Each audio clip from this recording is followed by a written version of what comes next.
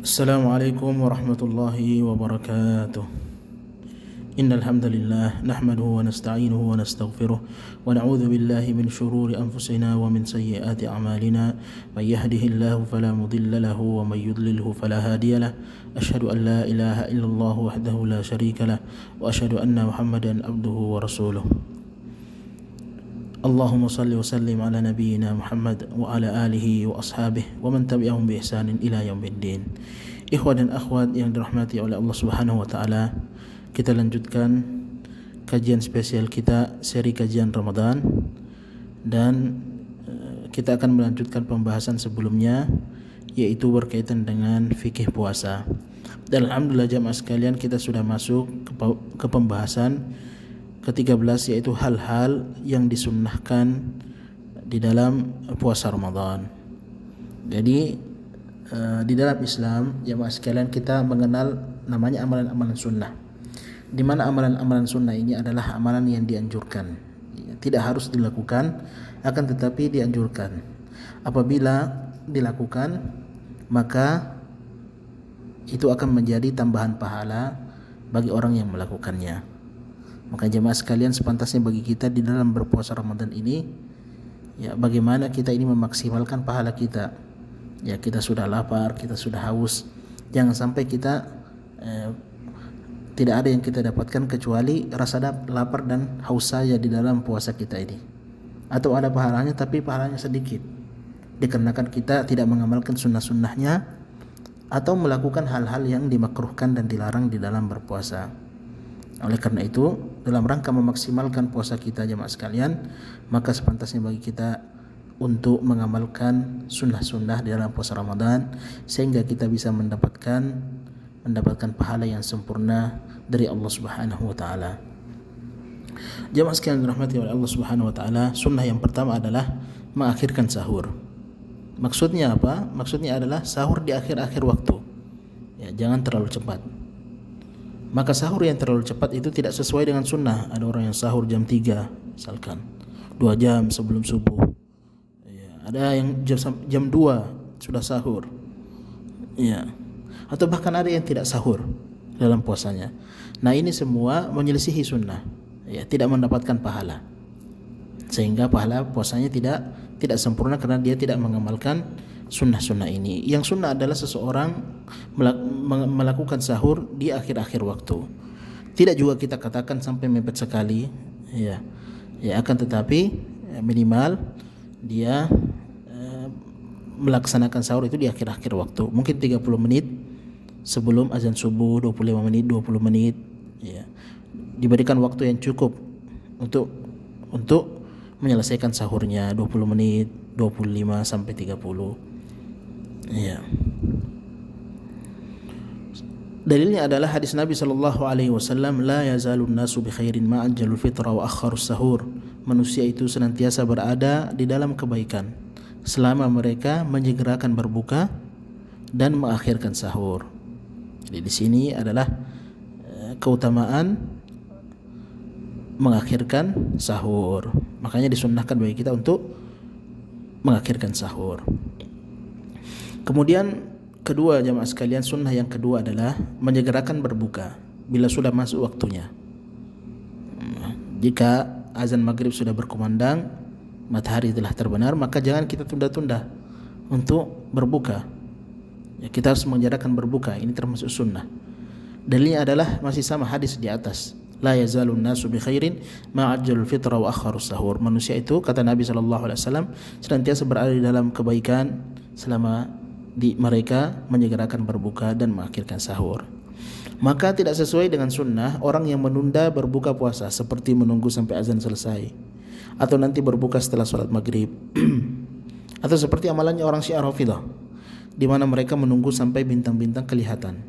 Nah, ini semua tidak sesuai dengan petunjuk Nabi sallallahu alaihi wasallam. Kemudian sunnah selanjutnya adalah berbuka dengan kurma muda, ya, rutab. Ya. Jika tidak ada, maka kurma biasa, kurma yang sudah tua, yang warnanya yang banyak kita dapat, ya, warna coklat hitam. Ya, adapun yang kurma muda biasanya warnanya masih hijau ke kuning-kuningan, namanya rutab. Nah, yang disunnahkan pertama adalah kurma muda kalau ada. Jika tidak ada maka kurma biasa. Ya, jenis apapun kurmanya itu sudah mendapatkan sunnah. Baik itu kurma khalas, kurma sukari, kurma ajwa dan lain sebagainya. Jika tidak ada kurma maka berbuka dengan air putih. Ya. Jadi urutannya kurma muda. Kalau tidak ada kurma muda, kurma biasa. Jika tidak ada kurma biasa, maka dengan memulai berbuka dengan air putih. Ya. Kemudian setelah itu ya bebas dia makan apa saja. Yang jelas di awalnya disunnahkan untuk memulai dengan 3 urutan ini. Karena inilah yang diamalkan oleh Nabi sallallahu alaihi wasallam sebagaimana dijelaskan dalam hadis Anas yang diriwayatkan oleh Al-Hakim dan selainnya bahwa Nabi mengamalkan hal tersebut. Dan catatan termasuk kesalahpahaman jemaah sekalian, sebagian orang mengatakan disunnahkan berbuka dengan yang manis. Ya, mungkin karena dia memahami kurma itu manis. Jadi disunnahkan berbuka dengan yang manis. Nah, ini termasuk kesalahpahaman jemaah sekalian. Ya. Karena di dalam hadis apabila tidak ada kurma maka Nabi berbuka dengan air putih. Nabi tidak mengatakan carilah hal-hal lain yang manis. Ya. Maka apabila tidak ada kurma, yang ada di hadapan kita adalah madu atau hal manis, misalkan apa? Kue. Kemudian ada air putih. Mana yang lebih afdol? Yang lebih afdol adalah air putih walaupun dia tidak manis. Karena inilah urutan dari Nabi sallallahu alaihi wasallam. Adapun bagi orang yang tidak memiliki makanan di sisinya saat waktu berbuka masuk, misalkan dia dalam perjalanan, ya, belum sampai rumahnya, ya, kemudian azan maghrib, nah, maka bagaimana? Maka ia berbuka dengan niatnya. Ya, jangan dia tunggu, tidak perlu dia tunggu sampai ke rumah kemudian makan.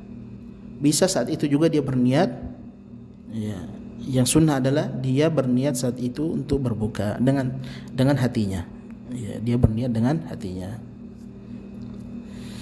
Dan disunahkan ketika sahur selanjutnya jemaah sekalian untuk memakan kurma. Jadi kurma ini juga disunahkan baik itu berbuka atau sahur juga. Ya. Sebagaimana yang dilakukan oleh Nabi sallallahu alaihi wasallam di dalam hadis-hadis yang sahih. Dan tidak termasuk sunnah jemaah sekalian, ini juga kita meluruskan pemahaman beberapa pemahaman yang salah, dan tidak termasuk sunnah memakan kurma dengan jumlah yang ganjil. Ya, di dalam berbuka atau sahur. Karena para ulama di antara Syekh Utsaimin rahimahullah menjelaskan bahwasanya syariat ini disyariatkan hanya ketika makan sebelum berangkat salat Id. Ya, makan kurma ganjil itu disyariatkan sebelum berangkat salat Id, disunnahkan, ya. Adapun ketika berbuka dan sahur maka itu tidak disunnahkan. Kemudian jamaah sekalian, sunnah selanjutnya ketika berpuasa dan khususnya ini ketika sedang berbuka adalah membaca doa buka puasa. Ya. Tentunya yang pertama adalah membaca bismillah sebelum makan. Ya. Kemudian membaca doa buka puasa. Dan doa buka puasa yang sahih dari Nabi sallallahu alaihi wasallam adalah dhahaba adh-dhama'u wa batallatil uruq wa thabatal ajru insyaallah. Hadis riwayat Abu Dawud. Ini sepantasnya untuk dihafal, ya. Dhahaba adh-dhama'u wa batallatil uruq. Rasa haus telah hilang dan kerongkongan telah basah. Wa thabatal ajru, dan pahala telah ditulis insyaallah. Itu artinya jemaah sekalian. Hadis riwayat Abu Dawud. Jadi inilah yang disunahkan untuk dibaca ketika doa buka puasa. Kapan dibacanya? Sebelum berbuka atau setelah berbuka? Kalau dilihat dari artinya, maka doa ini dibaca ketika sudah berbuka. Karena artinya kita sudah jelaskan tadi, haus telah hilang, kerongkongan telah basah. Berarti maksudnya dia sudah makan dan minum sedikit. Jadi setelah kita makan dan minum sedikit, baru kita membaca doa ini. Dhahaba adh-dhama'u wa batallatil uruq wa thabatal ajru insyaallah. Adapun doa Allahumma laka sumtu wa bika amantu wa ala rizkika aftartu, ya, maka para ulama menjelaskan bahwa hadisnya ini dhaif, ya, didhaifkan oleh para ulama. Akan tetapi apakah kita haram untuk tidak boleh untuk mengucapkannya? Ya, ini penting, ya. Syekh Shalih Al-Utsaimin rahimahullah dan Syekh bin Baz membolehkan untuk mengucapkannya. Syekh bin Baz mengatakan tidak mengapa, karena walaupun hadisnya lemah tapi maknanya benar. Ya. Apa artinya? Allahumma laka sumtu, ya Allah, saya berpuasa untukmu, wa bika amantu, dan saya beriman kepadamu, wa ala rizkika aftartu, dan dengan rezekimu saya berbuka. Jadi walaupun sanadnya lemah tapi matannya hadisnya maknanya benar. Ya, makanya diperbolehkan untuk mengucapkannya. Akan tetapi beliau menjelaskan bahwa doa ini tidak boleh diyakini sebagai doa yang sunnah, doa khusus dibaca ketika berbuka karena hadisnya lemah. Namun doa itu hanya masuk kategori doa umum saja, ya, doa-doa umum. Karena orang yang puasa disunnahkan berdoa apa saja yang maknanya sahih. Ya. Jadi orang berpuasa itu disunnahkan ketika berbuka atau ketika dia dalam keadaan puasanya itu untuk berdoa karena doanya mustajabah. Dan doanya ini umum, terserah dia mau berdoa apa saja, kebaikan dunia dan akhirat. Maka termasuk kebaikan doa dunia akhirat tadi ini, Allahumma lakasumtu wa bika amantu. Itu kata Syekh bin Baz rahimahullah.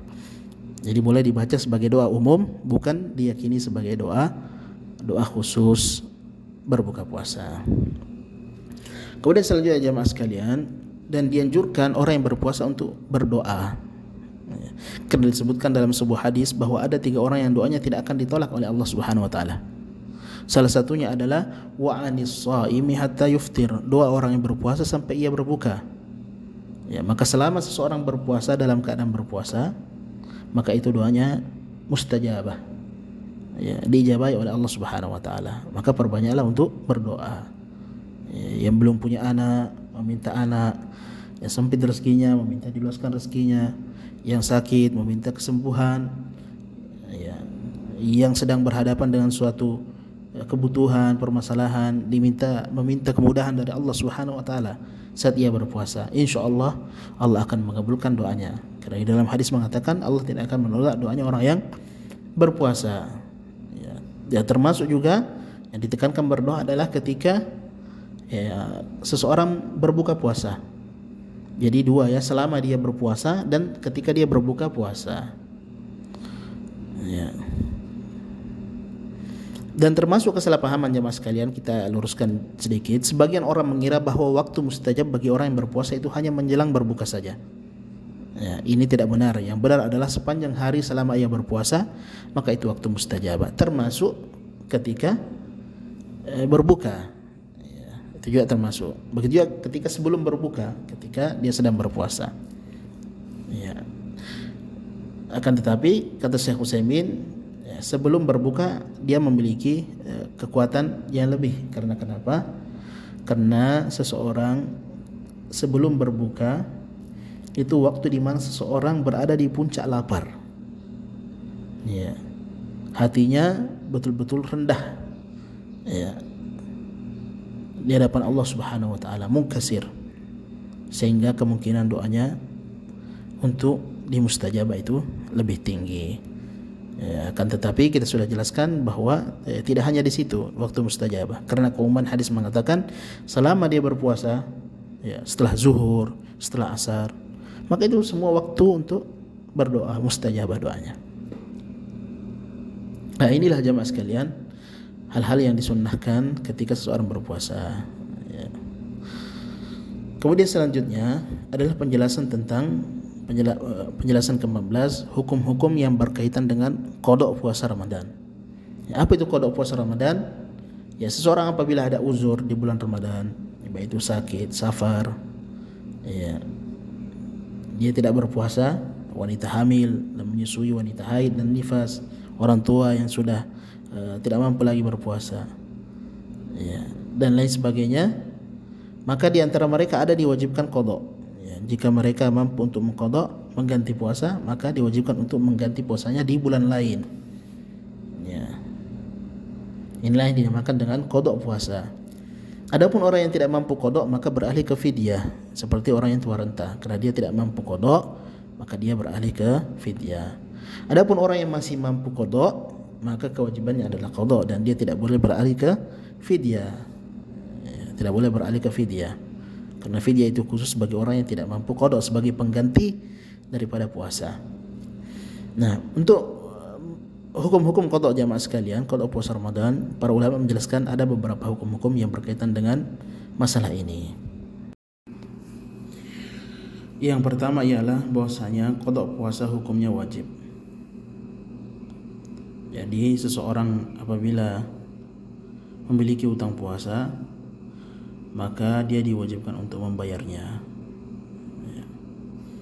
Dan untuk mengqada puasa ini disunnahkan dan lebih afdal untuk dilakukan secara berturut-turut.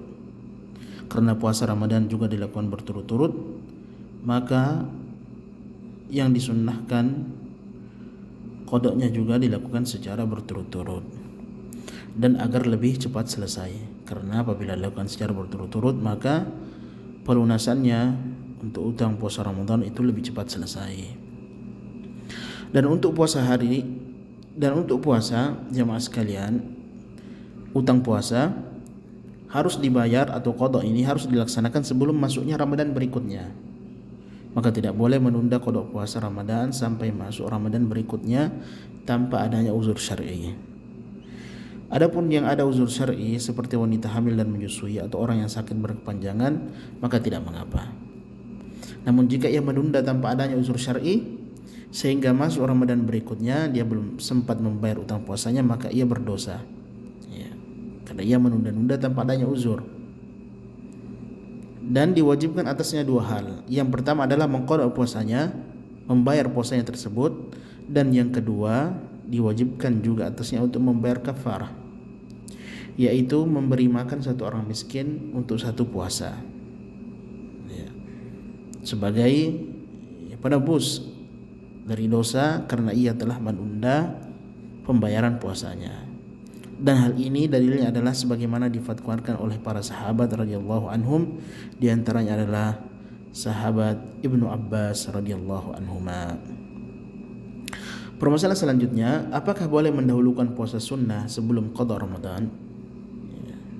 Para ulama menjelaskan, di antaranya Syekh Utsaimin rahimahullah, jika puasa itu adalah puasa Syawal, maka tidak boleh orang berpuasa Syawal sebelum ia melunasi utang Ramadannya. Kenapa? Karena puasa Syawal itu hanya disyariatkan bagi orang yang sudah selesai puasa Ramadannya.